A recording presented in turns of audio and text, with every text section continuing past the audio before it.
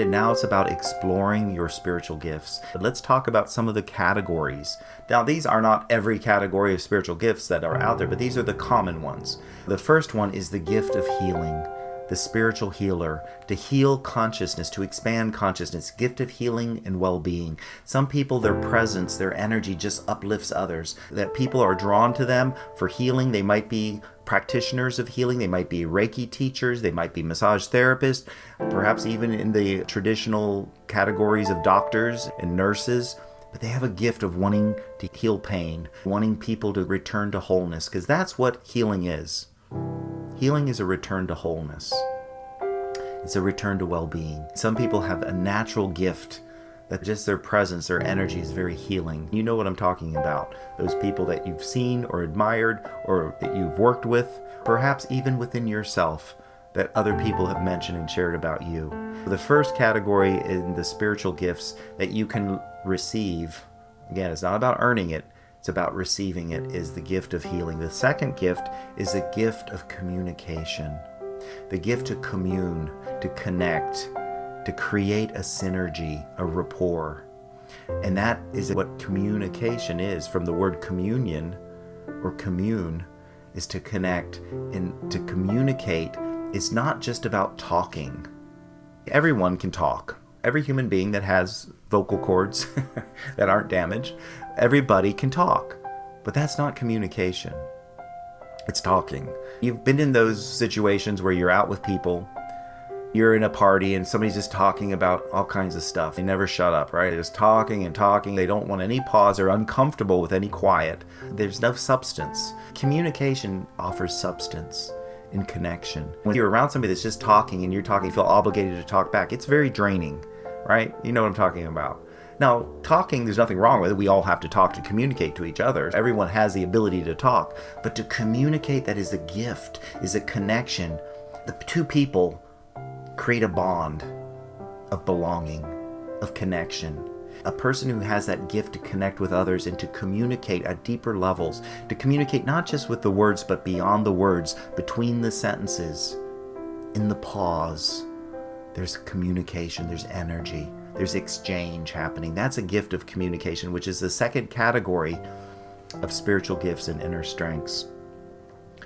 A third gift is the gift of humor, the gift of laughter, the gift of humor with integrity. Hear that. There are comedians out there, right, that, quote, are supposed to have a gift of humor, but they really don't. They have the gift of making people uncomfortable. They talk about things, or they use brash, horrible language that embarrasses people because of a group of people together feel embarrassed by what this comedian is saying because of the foul language or the denigration or whatever. They get uncomfortable and they laugh as a way to express their uncomfortability. It's not truly humor, but a gift of humor that can just see the funny things in life and to lift people's resonance, to tickle their spirit. Some people, and perhaps you have that gift within yourself that you never acknowledge or took ownership of. The gift of humor comes natural. It just comes flowing out. You don't have to think about it. You don't have to sit and write jokes the night before to be funny. It just is who you are. People like that are just naturally have a perspective and a perception of life that's humorous. That's a gift of spirit as well. The gift of humor with its integrity. I separate that because just to say gift of humor, anybody that makes people laugh, again, doesn't mean they really have a gift of humor. There is a difference. Or those people are always tearing other people down, criticizing other people and trying to be superior and better than. That's not really humor. For instance, Lucille Ball, she took pot shots at herself and her own vulnerabilities and her own weaknesses. She was timeless humor, because we all could relate to her and her insecurities. That's a gift of humor in her perception and how she interacted with the world. She didn't criticize and tear other people down and make other people feel uncomfortable. So that would be a good example. The fourth gift of spirit is the gift of inspiration, to inspire others. Not just to do the pump up motivation, let's get people motivated.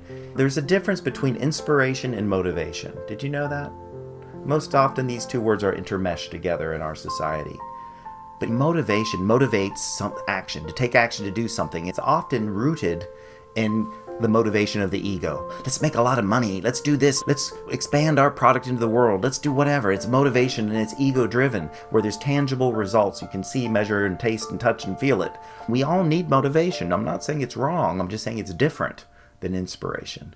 Inspiration inspires something from within you to become more.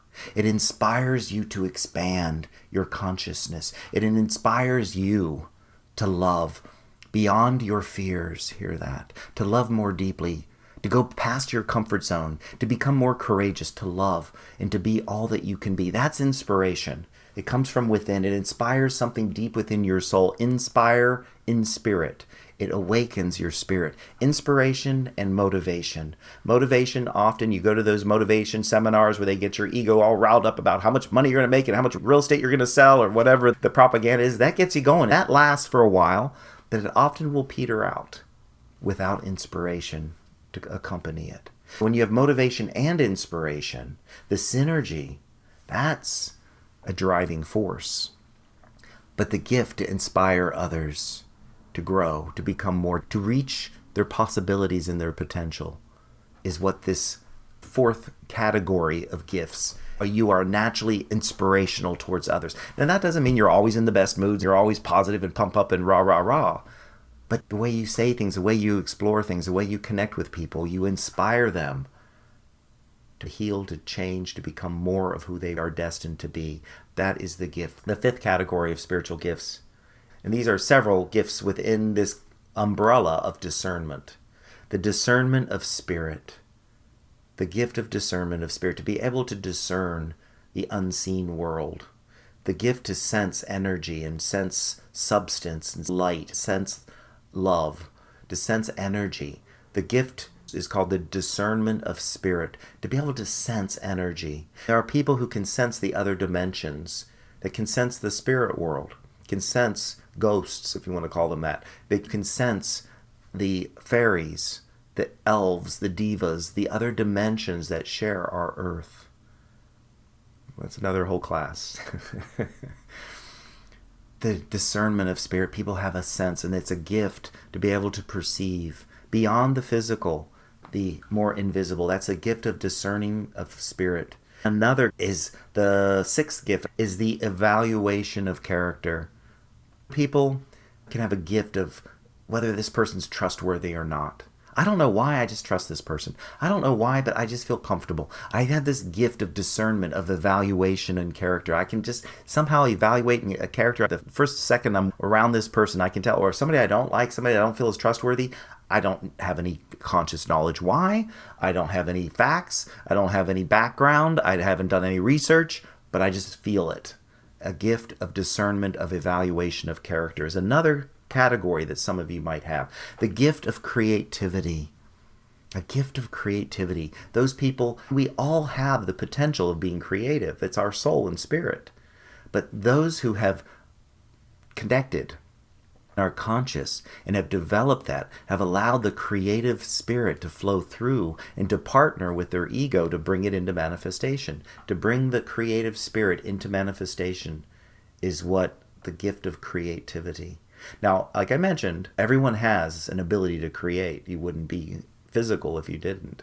But there are those who have it as a natural flowing gift that they don't have to work hard at. They're never afraid of running out of ideas. There are practitioners that are the apprentices, the practitioners that go out there and try to paint by number, try to imitate or copy other people's work. That's not what I'm talking about creativity. Creative is bringing something new in, something that's inspired from within your mind. It's not just about creating crafts or creating something that, it's more than that. It's imbuing it with your spirit. It's imbuing it with the essence of your uniqueness is what allows creativity to become shared. That is another spiritual gift.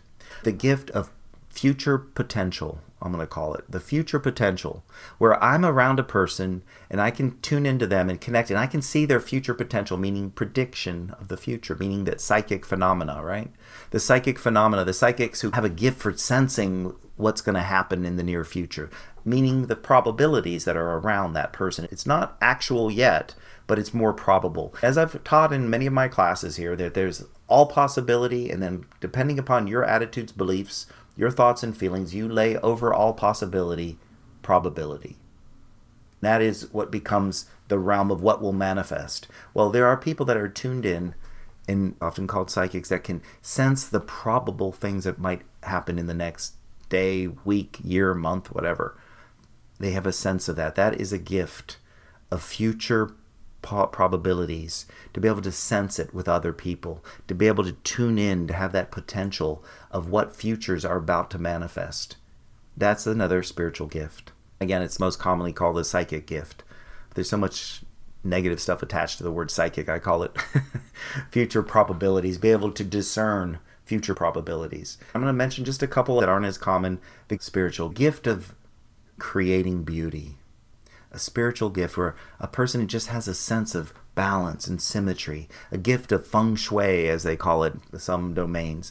But they just have a sense that this room is out of balance. I don't know. I can't tell you why. It's not I'm following some recipe in a book. It's just because I can look at it and I can sense, oh, that plant would be better over here. And I can move it, and the colors I need to shift, the lighting, and I can create more of a gift of creating beauty, symmetry, harmony, and balance in an environment is a gift some people have. And others just don't think about it. Hey, I'll just throw whatever it is there. It's the most logical place to put this. I'll just put it there. It's convenient. But they don't have a sense of that gift of beauty, where things are in symmetry, that are in harmony, that are in balance. Some people have that as a gift, a perception. That's what makes them, quote, amazing interior designers, first of all, because they're working with unseen energy.